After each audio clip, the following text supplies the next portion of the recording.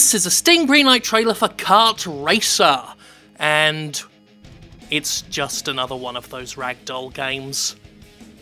Here we are, just a floppy body. Isn't that funny?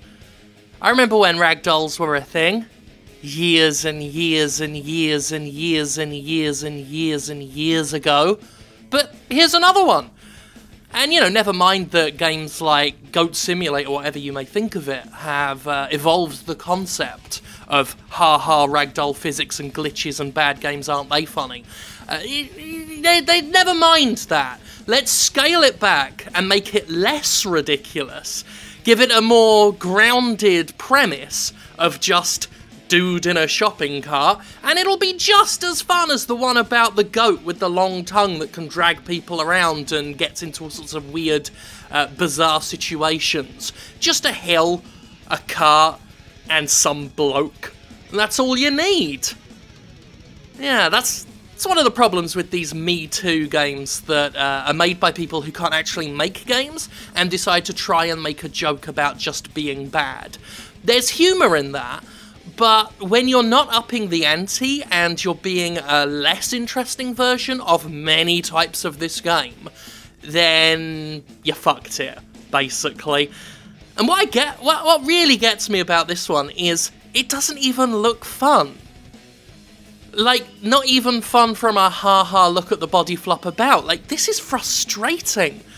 I would hate trying to control this shopping cart. It looks terrible. And, like, it took the whole trailer, it's almost done, almost the entire trailer for the developer to come up with something that looked visually impressive. Most of that video were false starts, or the cart just kind of hitting a brick wall, like a shop front or whatever it was, smashing a little bit of an awning, and that was it. That was it. And it was just one hill, and one dude, and one shot. Why is it called Kart Racer?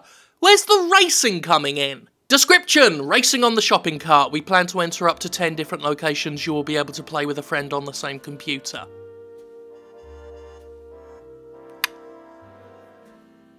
Okay, thanks for the description there. Brilliant.